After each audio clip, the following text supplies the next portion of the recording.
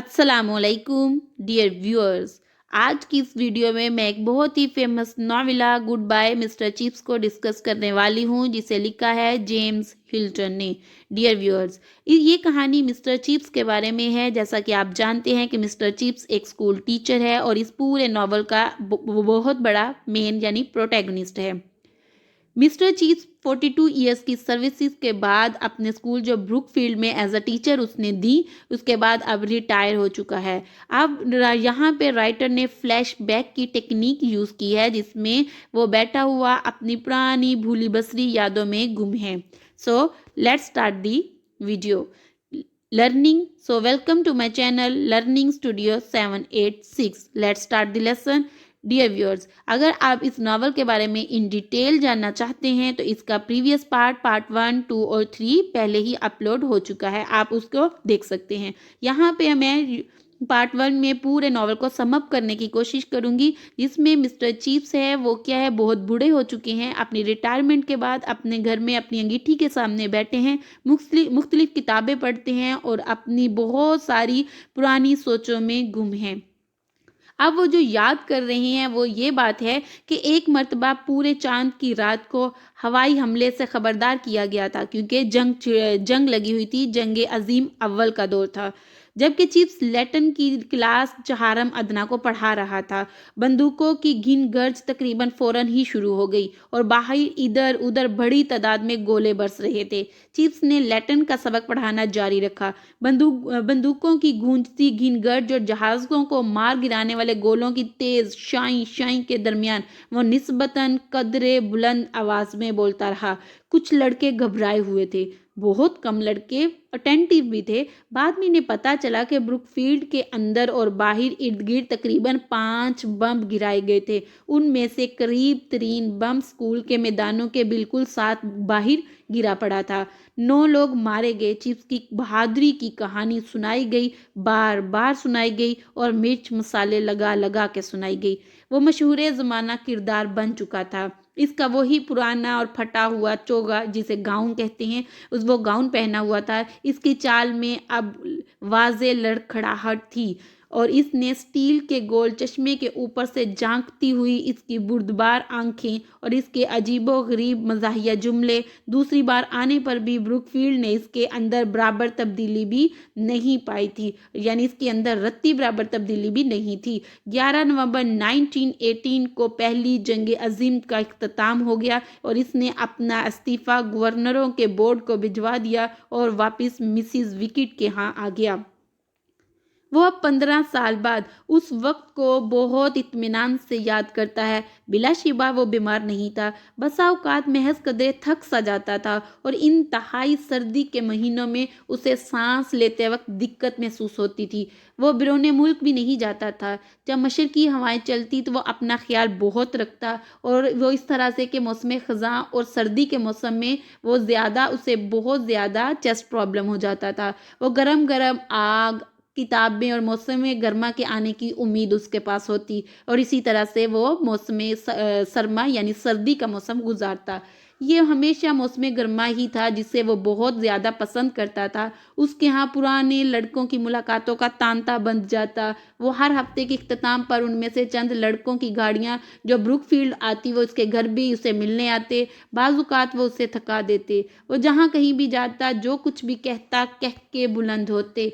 जब कभी किसी इजलास में वो बोलने के लिए खड़ा होता तो वो जिस मेज़ पर बात करता तो लोग अपने जहनों और चेहरों को मजाक के लिए तैयार कर लेते। वो महजूज होने के अंदाज में उसकी बातें सुनते। उसे किसी किस्म की माली परेशानी ना थी, उसकी आमदनी उसके खर्च से ज़्यादा थी।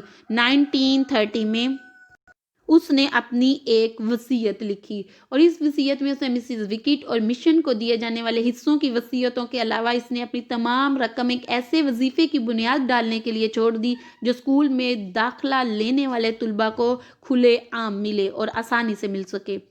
उसकी ज़िंदगी शानदार थी اس کی زندگی کا تمام دل فریب منظر اس کی نگاہوں کے سامنے گھومتا رہتا تھا۔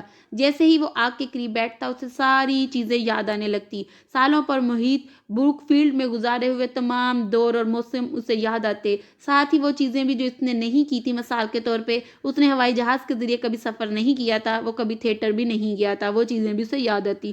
مسز وکٹ ایک قریبی گاؤں کے رشتہ داروں سے ملنے کے لیے ایک دفعہ گئی ہوئی تھی۔ وہ چائے کی چیزیں تیار کر کے میز پر چھوڑ گئی، ساتھ ہی روٹی، مکھن اور اضافی کپ بھی رکھ دیے کہ شاید کوئی شخص ملنے آ جائے۔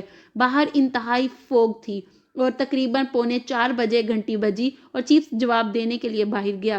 دروازے پر ایک چھوٹے قد کا لڑکا کھڑا تھا جس نے بروک فیلڈ کی ٹوپی پہنی ہوئی تھی، جس کے چہرے پر پریشانی اور خوف کا ملا جلا تاثر تھا، اور لڑکے نے کہا، معاف کیجیے گا جناب۔ وہ بول پڑا، کیا مسٹر چیپس یہیں رہتے ہیں؟ چیپس اسے اندر لے آیا اور بتایا کہ میں ہی مسٹر چیپس ہوں۔ لڑکے نے کہا، اسے بتایا گیا ہے کہ وہ اسے ملنا چاہتا ہے۔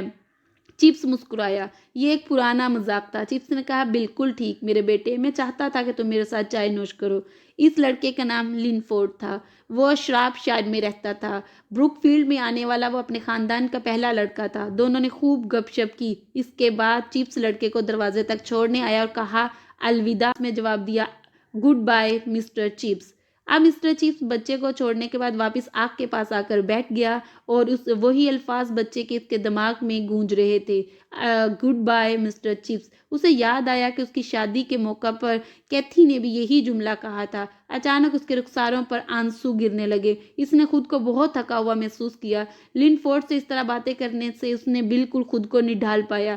بہت زیادہ فوگ تھی، اسے لگا کہ جیسے فضا میں دھیمی گھنٹی بج رہی ہے۔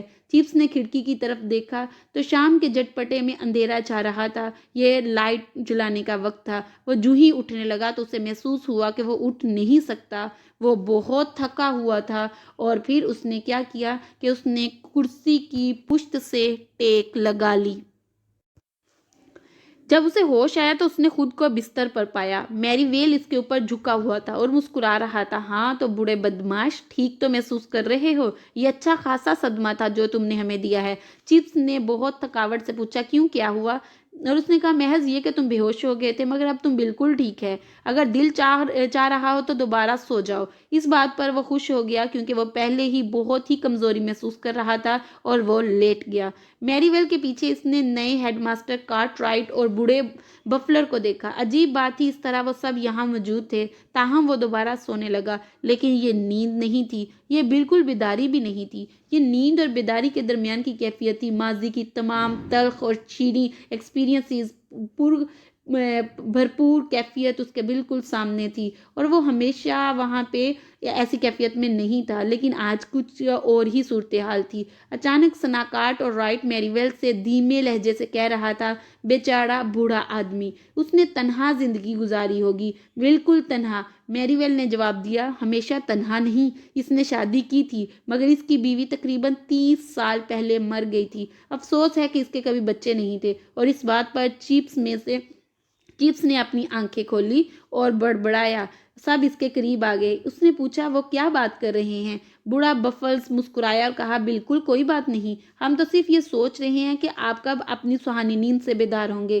لیکن چیپس نے کہا، میں نے سنا ہے کہ تم نے کہا ہے ہزاروں بچے ہیں، کہ میرے کوئی بچے نہیں تھے۔ لیکن اس نے کہا کہ میرے تو ہزاروں بچے ہیں، ہزاروں بچے، وہ تمام کے تمام لڑکے میرے بچے ہیں۔ پھر تانتیں آخری دھن کی صورت میں اس کے کانوں میں بج اٹھیں، اتنے شیریں انداز سے کہ جنہیں چیپس نے پہلے کبھی نہیں سنا تھا، اور پھر چیپس سو گیا، یعنی وہ گہری نیند سو گیا۔ وہ اتنا پرسکون لگ رہا تھا کہ انہوں نے شب بخیر کہنے کے لیے اسے نہ جگایا، مگر صبح جب اسکول کی گھنٹی ناشتے کے لیے بجی تو بروک فیلڈ میں یہ خبر پہنچی تھی کہ مسٹر چیپس اب اس دنیا میں نہیں رہے۔ بروک فیلڈ اس کی محبت کو کبھی اور اس کی سروسز کو کبھی فراموش نہیں کرے گا، مگر یہ تو احمقانہ سی بات تھی کیونکہ بالآخر سب بھول جاتا ہے۔ مگر لنفورڈ کو یہ کہانی ہمیشہ یاد رہے گی کہ چیپس کے مرنے سے پہلے اس نے ہی اسے گڈ بائے کہا تھا، اور چیپس کے مرنے کے ساتھ ہی اس ناول کا اختتام ہوتا ہے۔